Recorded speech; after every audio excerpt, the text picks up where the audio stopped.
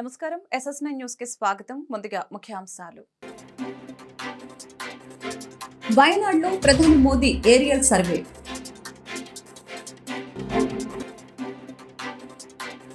వాణి మాధురి గురించి షాకింగ్ విషయాలు చెప్పిన దువ్వాడ.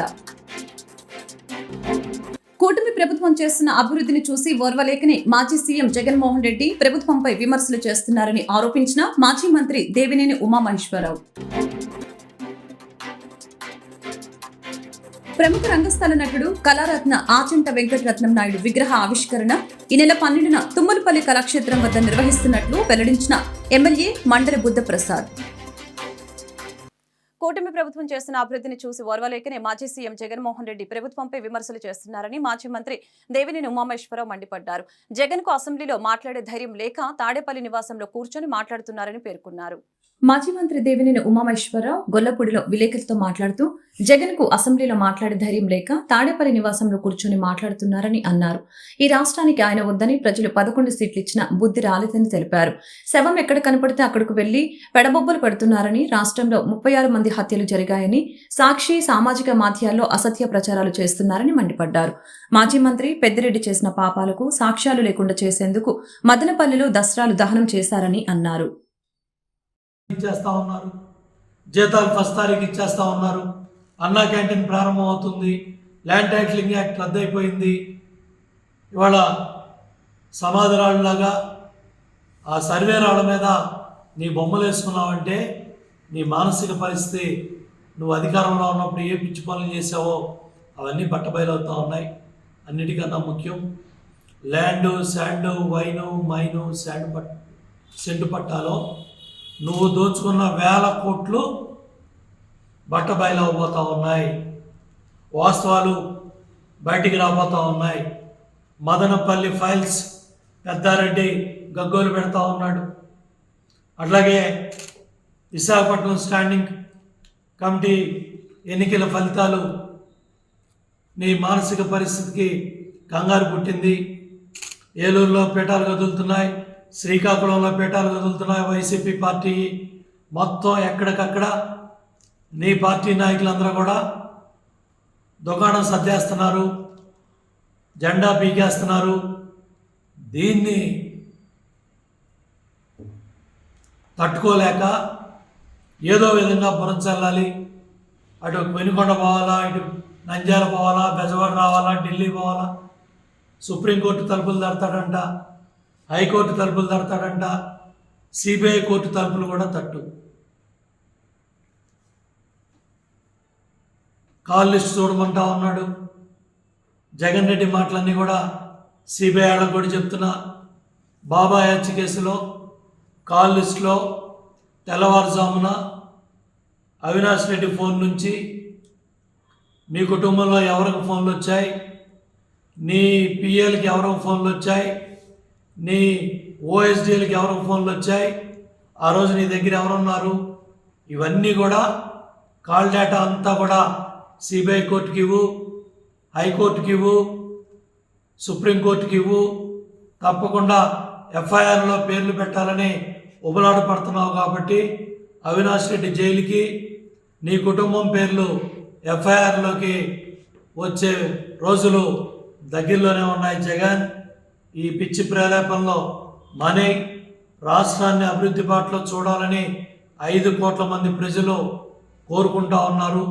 నీ మూర్ఖత్వం వల్ల, నీ అహంకారం వల్ల పోలవరం డ్యామ్ గోదావరిలో కలిసిపోయింది. దగ్గర నీ మూర్ఖత్వపు నిర్ణయాల వల్ల డయాఫ్రమ్ వాళ్ళు దెబ్బతిని ఇవాళ హెడ్ వర్క్స్ 4500 కోట్లు భారం పడిందంటే పోలవరం ప్రాజెక్టు మీద. ప్రముఖ రంగస్థల నటుడు కళారత్న ఆచంట వెంకటరత్నం నాయుడు విగ్రహ ఆవిష్కరణ ఈ నెల 12వ తేదీన తుమ్మలపల్లి కళాక్షేత్రం వద్ద నిర్వహిస్తున్నట్లు అవనిగడ్డ ఎమ్మెల్యే మండలి బుద్ధప్రసాద్ తెలిపారు. మాజీ ఉపరాష్ట్రపతి వెంకయ్యనాయుడు విగ్రహాన్ని ఆవిష్కరిస్తారని ముఖ్య అతిథులుగా మంత్రులు దుర్గేషు, రవీంద్ర, అనిత, సత్యకుమార్, పార్థసారథి, ఎంపీ కేశినేని శివనాథ్ హాజరవుతారని తెలిపారు. 12వ తేదీ ఉదయం 10:30 గంటలకి పూర్వ ఉపరాష్ట్రపతి గౌరవనీయులు శ్రీ ముప్పవరపు వెంకయ్యనాయుడు గారి చేతుల మీదుగా విజయవాడ తుమ్మలపల్లి కళాక్షేత్రంలో ఆవిష్కరింపబడటం చాలా ఆనందదాయక విషయం. మహోన్నతమైన చరిత్ర గల తెలుగు నాటక రంగానికి ఒక మహోన్నతమైన తన నటనతో ఒక వైభవాన్ని సంతరించి పెట్టిన మహోన్నత నటుడు ఆచంట వెంకటరత్నాయుడు గారు. మన కాలంలో జాతీయ అంతర్జాతీయ స్థాయికి తెలుగు నటనని తీసుకెళ్లిన వ్యక్తి ఆచంట వెంకటరత్నాయుడు గారు. దేశ విదేశాల్లో అనేక వందల ప్రదర్శనలు ఇచ్చి తన నటనతో అందరినీ మైమరిపించిన మహోన్నత నటుడు ఆచంట వెంకటరత్నాయుడు గారు. మారిషస్లో జరిగిన ప్రపంచ తెలుగు మహాసభల్లో మారిషస్ గవర్నర్ జనరల్ని, మారిషస్ ప్రధానమంత్రిని తన నటనా చాతుర్యంతో వాళ్ళ మంత్రముగ్ధులను చేసిన సమయంలో నేను కూడా అక్కడ ఉండటం, నేను కూడా ఆ మహోన్నత సన్నివేశాన్ని చూడటం జరిగింది. అలాగే పేదల ఆకలి తీర్చే అన్న క్యాంటీన్లని ఆగస్టు 15 నాటికి సిద్ధం చేయాలని అధికారులకి కలెక్టర్ సృజన సూచించారు. పాత బస్తీలోని Gandhiji municipal high school, Alankar theatre వద్ద ఉన్న అన్న క్యాంటీన్లను మున్సిపల్ కమిషనర్ ధ్యానచంద్రతో కలిసి కలెక్టర్ పరిశీలించారు. ఉదయం అల్పాహారం, మధ్యాహ్నం రాత్రి భోజనం 15 రూపాయలకి అందజేస్తామని తెలిపారు. ఈ కార్యక్రమంలో ఆర్డీఓ భవానీ, శంకర్ తదితరులు పాల్గొన్నారు. విజయవాడ కొత్త ప్రభుత్వ ఆసుపత్రిలో సూపర్ స్పెషాలిటీ బ్లాక్ లో విద్యుత్ సరఫరాకు తీవ్ర అంతరాయం ఏర్పడింది. ఆసుపత్రిలోని 2వ బ్లాక్ లో ఏర్పడిన సాంకేతిక సమస్య కారణంగా గురువారం రాత్రి నుంచి శుక్రవారం ఉదయం వరకు కరెంటు నిలిచిపోయింది. ఈ విషయాన్ని కలెక్టర్ సృజనకు ఆసుపత్రి సూపరింటెండెంట్ వెంకటేష్ తెలిపగా ఆమె గురువారం రాత్రి ఆసుపత్రిని సందర్శించారు.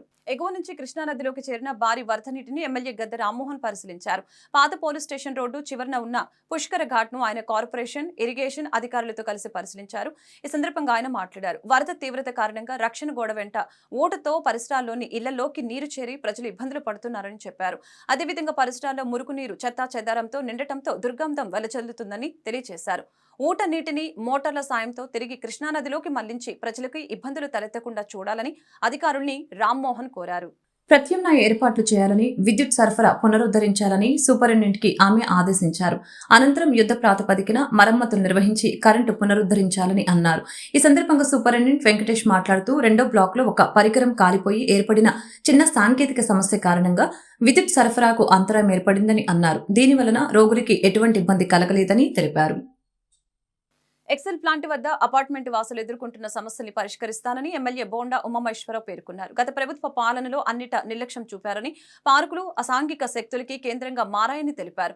ఇప్పుడు ప్రజా ప్రభుత్వం వచ్చిందని మేలైన పాలన అందిస్తామని స్పష్టం చేశారు. విజయవాడ సెంట్రల్ నియోజకవర్గం MLA Bonda Umamaheswararao Excel plant పరిసర ప్రాంతాల్లో అపార్ట్మెంట్లను పరిశీలించారు. స్థానికులతో మాట్లాడి సమస్యలు అడిగి తెలుసుకున్నారు. గత ప్రభుత్వ పాలనలో అన్నిటా నిర్లక్ష్యం చూపారని, పార్కులు అసాంఘిక శక్తులకి కేంద్రంగా మారాయని తెలిపారు. ఇప్పుడు ప్రజా ప్రభుత్వం వచ్చిందని మేలైన పాలన అందిస్తామని స్పష్టం చేశారు. దోమల బాధతో తీవ్ర ఇబ్బందులు పడుతున్నామని స్థానికులు చెప్పగా కొత్త వాటర్ మ్యాటర్ ని బిగించి నీటి సమస్య లేకుండా చూడాలని కోరారు. సిటీ బస్సు సౌకర్యం కల్పించాలని కోరగా వీలైనంత త్వరగా బస్సులు వచ్చేలా చూస్తామని హామీ ఇచ్చారు. కార్యక్రమంలో నాయకులు నవనీతం సాంబశివరావు, బంగారు నాయుడు, ఎస్కే పర్వీన్, జాన్వి, వేల్పుల రాజేషు తదితరులు పాల్గొన్నారు. మీద పూర్తిగా మరి ఎమ్మెల్యేలుగా మేమందరం కూడా ప్రజల్లో ఉంటా ఉన్నాం. ప్రజలు ఆశ్చర్యపోతూ ఉన్నారు. గత 5 సంవత్సరాలు ఏ ఎమ్మెల్యే కూడా మొహం కూడా మేము చూడలేదండి. ఇవాళ ఎమ్మెల్యేలు అంటే ప్రజల్లో ఉంటున్నారు, తెలుగుదేశం ఎమ్మెల్యేలు అని చెప్పి సంతోషపడుతూ ఉన్నారు. ప్రజల్లోకి వెళ్ళటం వల్ల సమస్యలు పరిష్కారం అవుతూ ఉన్నాయి. ఎందుకంటే మాతో పాటు అధికారులు, డివిజన్ అధికారులు, కింద స్థాయి అధికారులు, ఏఈలు, డిఈలు, శానిటరీ ఇన్స్పెక్టర్లు వీళ్ళందరూ రావటం వల్ల ఆ సమస్యలను అప్పటికప్పుడే ప్రజల నుంచి విజ్ఞప్తి తీసుకొని వెంటనే ఆ సమస్యల మీద అధికారులు స్పందించడం వల్ల సమస్యలు పరిష్కారం అవుతూ ఉన్నాయి. దాని మీదే ఆ పరిష్కారం లక్ష్యమే ఇవాళ పాదయాత్రను చేస్తూ ఉన్నాం. ఈరోజు సెంట్రల్ నియోజకవర్గంలో సింగనగర్ ప్రాంతంలో 59వ డివిజన్ రామానగర్ ప్రాంతంలో అపార్ట్మెంట్ వాసులందరినీ కలుసుకోవడం జరిగింది. అపార్ట్మెంట్ వాసులు కొన్ని శానిటేషన్ సమస్యలు చెప్పారు. అలాగే ఒక మోటారు రిపేర్ వచ్చిందని చెప్పారు. వెంటనే ఈ గారికి ఆదేశాలు ఇచ్చాం. కొత్త మోటార్ ఇమ్మన్నాం. రేపటికల్లా కొత్త మోటార్ వేస్తామని చెప్పి ఈ గారు తెలిపారు. అలాగే శానిటేషన్ వాళ్ళకు కూడా మరి గట్టిగా చెప్పడం జరిగింది. ఎందుకంటే వైరల్ ఫీవర్స్ ఎక్కువగా వస్తూ ఉన్నాయి. ఇటువంటి సమయంలో చాలా శుభ్రమైన వాతావరణం, పరిశుభ్రమైన వాతావరణంలో ప్రజలు ఉండవలసిన అవసరం ఉంది. కాబట్టి అది కూడా తెలిపాం. దానికి కూడా క్లీన్ చేయించడం జరిగింది. అట్లాగే ఇంకా రామానగర్ కాలనీ వాసులు కొన్ని సమస్యలు అడిగారు. ఆ సమస్యలు బస్ స్టాప్ కానీ, లైట్లు కానీ, కరెంటు కానీ అన్నిటిని పరిష్కరిస్తామని చెప్పి వాళ్ళకి హామీ ఇచ్చాం. నిత్యం ప్రజల్లో ఉంటా ఉన్నాం. ప్రజా సమస్య పరిష్కారంలో ఈ ప్రజాప్రభుత్వం ముందడుగులో ఉంటుంది. రాబోయే రోజుల్లో మరింత మెరుగ్గా పరిపాలన అందిస్తాం. సమస్యల అధ్యయనం జరుగుతూ ఉంది. ఇప్పుడు డివిజన్ వారీగా ఆ సమస్యల్ని తెలుసుకొని ఆ సమస్యల పరిష్కారం కోసం అధికారులతో సమావేశం ఏర్పాటు చేసుకుని అధికారులతో మరి అన్ని రకాలుగా ఆ సమస్యలు పరిష్కరిస్తామని తెలియజేస్తూ ఈరోజు డివిజన్ నాయకులు బంగారు నాయుడు, డివిజన్ పార్టీ అధ్యక్షులు జాన్ వలి, మా డివిజన్ కార్పొరేటర్గా పోటీ చేసినట్టు మా సోదరి పర్వీను, ప్రధాన కార్యదర్శి రాజేష్, గౌసియా, రత్నకుమారి, సీనియర్ నాయకులు అందరూ ఆధ్వర్యంలో, మహేష్ అందరూ ఆధ్వర్యంలో డివిజన్ పర్యటన చేశాం. రాబోయే రోజుల్లో మరింత జవాబుదారీతనంగా ఈ ప్రభుత్వం ఉంటుందని తెలియజేస్తాం. సినీ నటులు, అభిమాన సంఘాలు అభిమానం పేరిట చేస్తున్న సేవలు ఆదర్శంగా నిలుస్తున్నాయని, భవిష్యత్తులో ఈ సేవలు మరింత విస్తృతం చేయాలని శ్రీకాకుళం ఎమ్మెల్యే గొండు శంకర్ తెలిపారు. సినీ నటుడు సూపర్ స్టార్ మహేష్ బాబు పుట్టినరోజును పురస్కరించుకొని నగరంలోని కిన్నెర థియేటర్లో GNV శ్రీకాకుళం జిల్లా మహేష్ బాబు ఫ్యాన్స్ అసోసియేషన్ ఆధ్వర్యంలో శుక్రవారం నిర్వహించిన పుట్టినరోజు వేడుకల్లో రక్తదాన శిబిరంలో ఎమ్మెల్యే గొండు శంకర్ ముఖ్య అతిథిగా పాల్గొన్నారు. ఈ సందర్భంగా ఆయన మాట్లాడారు. మహేష్ బాబు పుట్టినరోజు సందర్భంగా రక్తదాన శిబిరం నిర్వహించడం అభినందనీయమని తెలిపారు. జిల్లాలో రక్తం కొరత ఎక్కువగా ఉందని, అభిమాన సంఘాలు యువత రక్తదానం చేసి ప్రాణదాతలు కావాలని ఎమ్మెల్యే పిలుపునిచ్చారు. మహేష్ బాబు ఓ విలక్షణమైన నటుడు అని, వివాదరహితుడని కొనియాడారు. ఇప్పటికే ఎన్నో సందేశాత్మక చిత్రాలను ప్రేక్షకులకి అందించారని, భవిష్యత్తులో మరిన్ని మంచి సినిమాలో నటించి అవార్డులు సాధించాలని ఎమ్మెల్యే శంకర్ ఆకాంక్షించారు. ఈ సందర్భంగా రక్తదానం చేసిన అభిమానులకి మెడల్స్ అందించి అభినందించారు.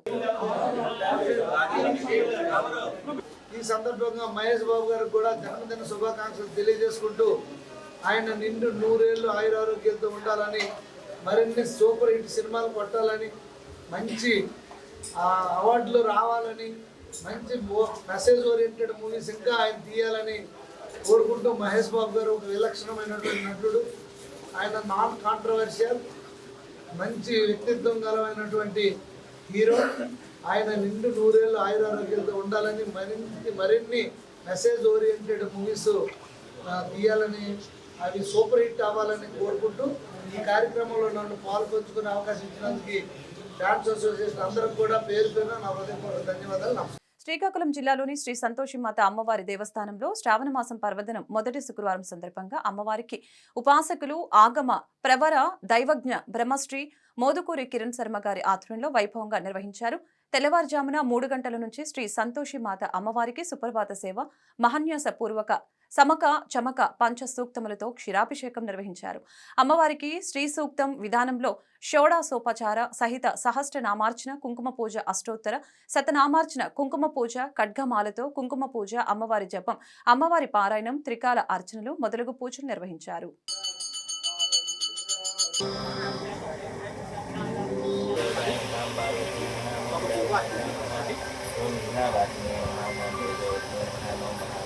महावड़ी पूजा कल्पयामि लोकमाग्राभ्यां साक्षात् देवन्दर्जयं लोकदेवाम्बिका सिद्धाचिं शान्तवेन महामों शान्ताय नमः ओं चन्द्रश्रियाग्निलोचनाय नमः ओं श्रीजयाय नमः ओं जयभूमिष्ठाय नमः ओं जाह्नवे नमः ओं जनपूजिताय नमः ओं हराय नमः ओं कराय महावड़ी पूजा कल्पयामि लोकमाग्राभ्यां साक्षात् देवन्दर्जयं लोकदेवाम्बिका सिद्धाचिं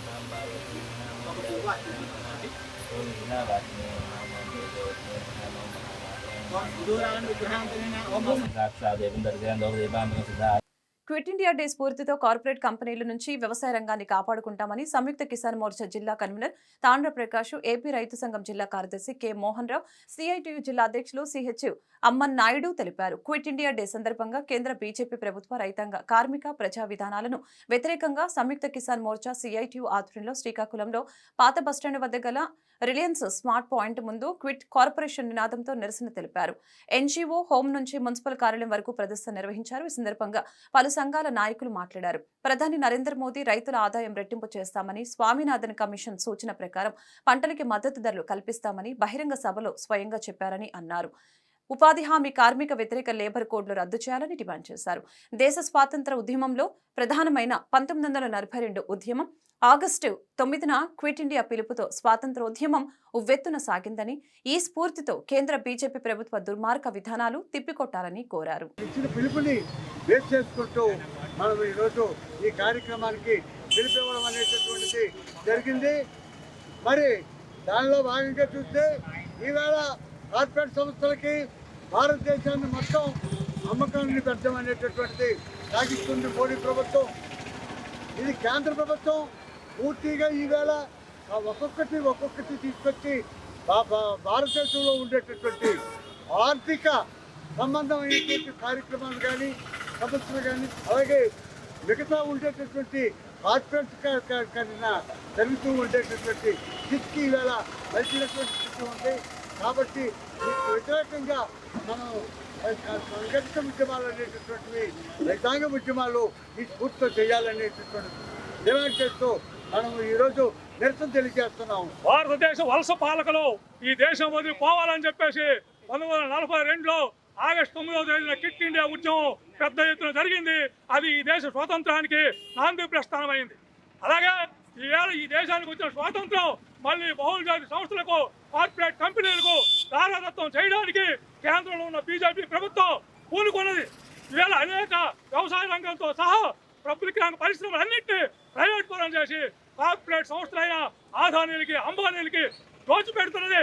ఈవేళ మనం చూస్తే ఈవేళ ఈ రిలయన్స్ మార్ట్ చూస్తే చిన్న వ్యాపారులంతా ఈ శ్రీకాకుళంలో ఉన్న వాళ్ళందరూ దెబ్బతిన్నటువంటి పరిస్థితి మనం చూస్తున్నాం. బియ్యం సిమ్ వేస్తే ఉచితంగా ఇస్తామని చెప్పినటువంటి వాళ్ళు ఈవేళ దాని మీద ఎంత రేట్లు పెంచి ప్రజల మీద భారాలు వేస్తున్నారు. అదే పరిస్థితి రేపు వస్తుంది.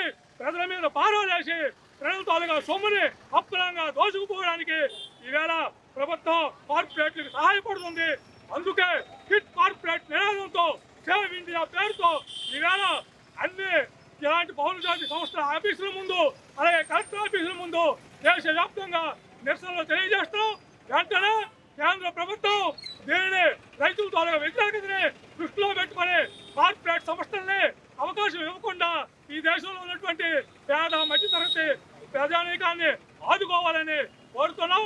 అలాగే రైతు వ్యతిరేక చట్టాల సందర్భంగా రాజపూర్వకంగా ఇచ్చినటువంటి హామీని మోడీ ప్రభుత్వం వెంటనే అమలు జరపాలని విశాఖపట్నం స్టీల్ ప్లాంట్ ప్రభుత్వ రంగంలోనే నడపాలని చెప్పేసి డిమాండ్ చేస్తూ గత రాత్రి విజయవాడలో మాజీ ముఖ్యమంత్రి వైఎస్ జగన్మోహన్ రెడ్డి ఏర్పాటు చేసిన భారత రాజ్యాంగ నిర్మాత డాక్టర్ బిఆర్ అంబేద్కర్ విగ్రహంపై దాడికి పాల్పడిన టీడీపీ నేతలు కార్యకర్తల్ని కఠినంగా శిక్షించాలని మాజీ మంత్రి అంబటి రాంబాబు డిమాండ్ చేశారు. ఇదే అంశంపై శుక్రవారం మధ్యాహ్నం నగరంలోని డాక్టర్ బిఆర్ సర్కిల్ సెంటర్ వద్ద భారత రాజ్యాంగ నిర్మాత డాక్టర్ బిఆర్ అంబేద్కర్ విగ్రహానికి పాలాభిషేకం చేసి పూలమాలలు వేసి నివాళులర్పించారు.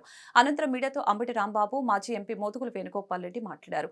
రాష్ట్రంలో కూటమి ప్రభుత్వం ఏర్పాటు అనంతరం నుంచి నేటి వరకు వరుస దాడులు జరుగుతున్నాయని తెలిపారు. గత రాత్రి సాక్షాత్తు భారత రాజ్యాంగ నిర్మాత డాక్టర్ బిఆర్ అంబేద్కర్ విగ్రహం పైన దాడి చేయడం జరిగిందని తెలిపారు.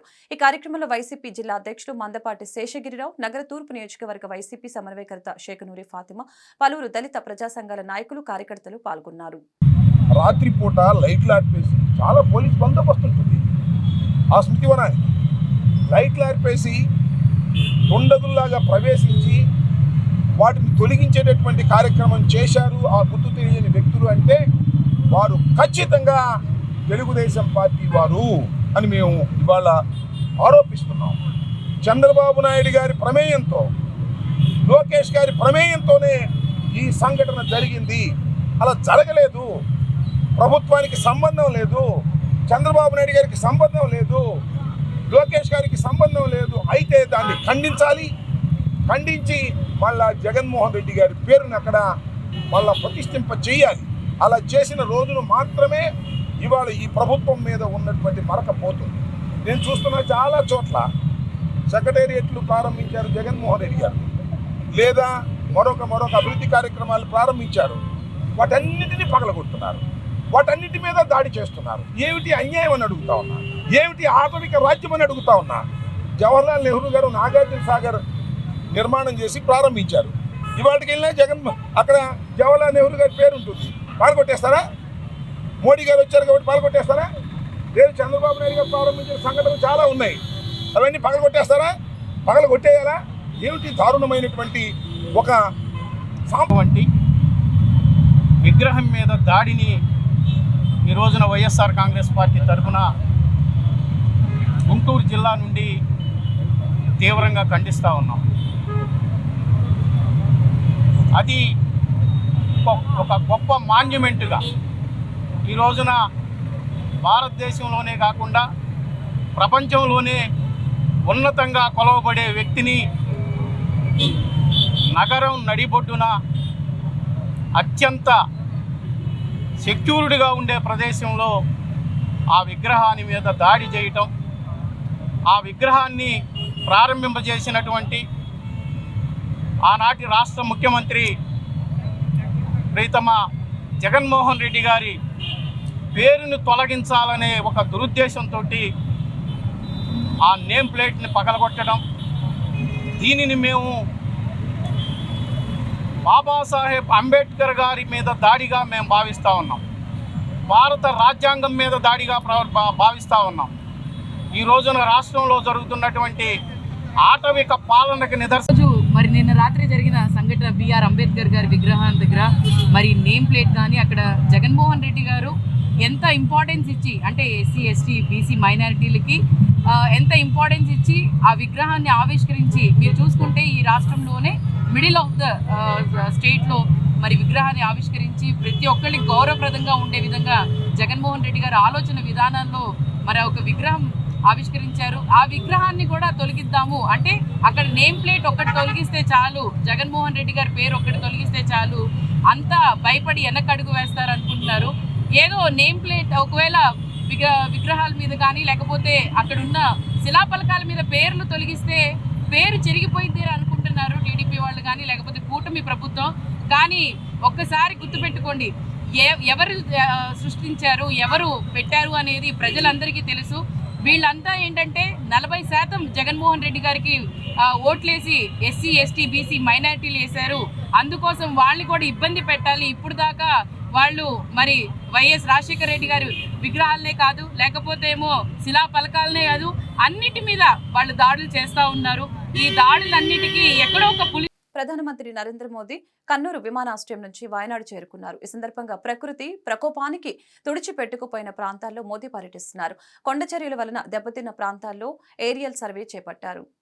వైసీపీ ఎమ్మెల్యే దువ్వాడ శ్రీనివాస్ వ్యవహారం ఓ పెద్ద బర్నింగ్ టాపిక్ గా మారింది. ఓవైపు భార్య కుమార్తెలు, మరొక వైపు మరొక మహిళ మాధురి మీడియా ముందుకొచ్చి తీవ్ర దుమారం రేపే వ్యాఖ్యలు చేస్తున్నారు. 2 ఏళ్లలో ఉన్నారా? ఇది వాడవాడిని అడిగిందా?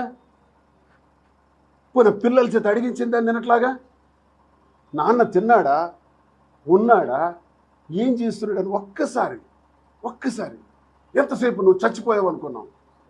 మీకు మాకు సంబంధం లేదు. ఎన్ని మెసేజ్లు చూపించకూడదు, కుటుంబం మీద ఏం మెసేజ్లు చూపెడుతున్నావు? పాపం తప్పు. ఎన్ని బండిల్స్ మెసేజ్లు, తను ఇల్లు, నీకు నాకు విడాకులు, నీకు నాకు సంబంధం, ఎప్పుడు విడాకులు. జీవితంలో ప్రతిరోజు మాట, ఏ మెసేజ్లో చూసినా విడాకులు, నీకు నాకు సంబంధం లేదు. మరి విడాకులు ఇచ్చేయాలి, సంబంధం లేదు అనుకున్నప్పుడు ఎందుకు ఇక్కడికి వచ్చావు? నీవన్నీ నీకు రాసిచ్చేసాను కదా, ఇంకేం చేయాలి? ఇది కూడా రాసిస్తే ఆ ఇంట్లో నుంచి నువ్వు నాకు తాళం వేసినట్టే, ఈ ఇంటికి తాళం వేయవని నమ్మకం ఏంటి? నిన్న రాత్రి వచ్చి తాళం విరగొట్టిన నువ్వు రేపు తాళం వేస్తే నా పరిస్థితి ఏంటని నేను సభ్య సమాజానికి, ప్రజలకి నేను అడుగుతున్నాను. ఒక ప్రజాప్రతినిధిగా ఉన్నాను, హౌస్లో, అసెంబ్లీలో, ఈ రాష్ట్ర ప్రభుత్వంలో ఉన్నాను, ఏపీ గవర్నమెంట్లో. ఒక బాధ్యత గల ప్రతినిధిగా 25 సంవత్సరాలు ప్రజలతో పనిచేసిన ఒక అనుభవంతో ఎన్నో మంచి పనులు చేసిన నాకు ఈ అపకీర్తి వచ్చింది. ఈ క్షణంలో ఈ అపకీర్తికి నేనే ప్రజలకు అడుగుతున్నాను, ఏం చేయాలి? ఇదా విధానం అని అడుగుతున్నాను. ఈ పరిస్థితుల్లో నేను ఇంకా పరిపరి విధాలు ఆలోచించి ఒక డెసిషన్కి వచ్చాను. You will go for divorce. Already 2 days serve అవుతుంది, నెక్స్ట్ పిటిషన్ పడుతుంది. అది అయిపోయినా, ఏం అన్యాయం అయిపోయినా, మా ఇద్దరికీ మధ్య ఇష్టం లేనప్పుడు మేము దూరంగా ఉండాలని నేను అనుకున్నా. నా పిల్లలకి మాత్రం అన్యాయం జరుగుతుంది. నా పిల్లల్ని నేను చూసుకుంటాను. నా హైందవికి, నవీనకి సర్వస్వం మీ నాన్నున్నాడు. నాన్న బ్రతుకున్నంత వరకు మీ ఒంటి మీద ఏగవాలదు, మీకు అన్యాయం జరగదు. నాన్న చెబుతున్నాడు, మీకు ఇష్టం ఉంటే వినండి, ఇష్టం లేకపోతే వినకపోండి, నా ఇష్టం ఉంటే నమ్మాలనుకుంటే నమ్మండి, లేకపోతే లేదు. ఇంతవరకు నాన్న మీకు ఈ రోజు వరకు, నిన్నటి వరకు ఎలా అయితే చూసినాడో ఇప్పుడు రేపు కూడా ఇంతకన్నా బ్రహ్మాండంగా చూస్తాడు అని నా హృదయం చెప్తుంది. టీడీపీ నేత జేసీ ప్రభాకర్ రెడ్డి సొంత పార్టీ నేతలకి వార్నింగ్ ఇచ్చారు. ఇసుక అక్రమ రవాణాను అందరూ మానుకోవాలని సూచించారు. 40 మంది అక్రమ ఇసుక రవాణా చేస్తున్నట్లు ఆరోపణలు వచ్చాయని, వారందరికీ ఇదే లాస్ట్ ఛాన్స్ అని హెచ్చరించారు. ఇంకోసారి ఇసుక రవాణా చేస్తే వాహనాలు సీజ్ చేస్తామని చెప్పారు. త్వరలో ఊరికి కూడా వస్తాను. అన్నీ బాగానే ఉన్నాయి, కానీ కొందరు ఇసుక విషయంలో నేను ఒప్పుకోను, నా దగ్గర లిస్ట్ అంతా ఉంది, సోమవారం మీరు కనుక నాకు రిప్లై ఇచ్చి లిస్టు పంపిమంటే పంపిస్తా. ఈరోజు సిఐలకు ఎస్ఐలకు చెప్తున్నా. కొందరు అంటున్నారు, ఏమయ్యా మాకు స్టోర్లు ఆ సారా ఏంటో ఇచ్చినారా పనిచేసేది, అవి ఇస్తే చాలు అనుకుంటున్నారా అన్నారంట. ఏమో చెప్పండి, ఏ నది అంత ఇచ్చేయాలనా మీకు?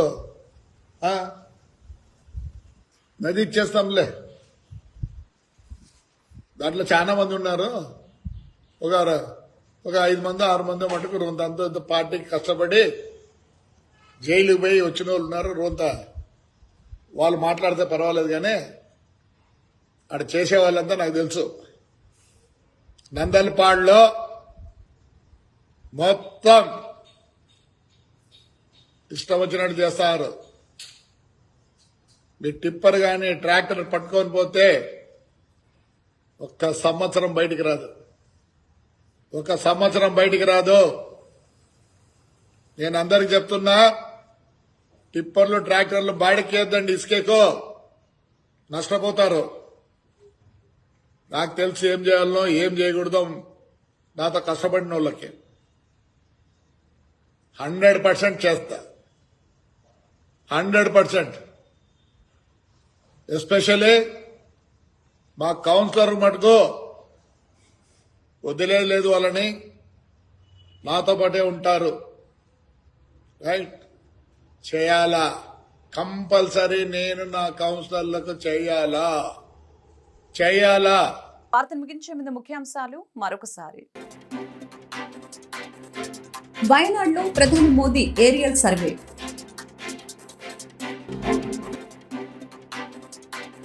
వాణి మాధురి గురించి షాకింగ్ విషయాలు చెప్పిన దువ్వాడ. కూటమి ప్రభుత్వం చేస్తున్న అభివృద్ధిని చూసి ఓర్వలేకని మాజీ సీఎం జగన్మోహన్ రెడ్డి ప్రభుత్వంపై విమర్శలు చేస్తున్నారని ఆరోపించిన మాజీ మంత్రి దేవినేని ఉమామహేశ్వరరావు. ప్రముఖ రంగస్థల నటుడు కళారత్న ఆచంట వెంకటరత్నం నాయుడు విగ్రహ ఆవిష్కరణ ఈ నెల 12న తుమ్మలపల్లి కళాక్షేత్రం వద్ద నిర్వహిస్తున్నట్లు వెల్లడించిన ఎమ్మెల్యే మండలి బుద్ధప్రసాద్. ఈ వార్తలు ఇంతటితో సమాప్తం. మరొక బులెటిన్ మళ్ళీ కలుద్దాం. నమస్కారం.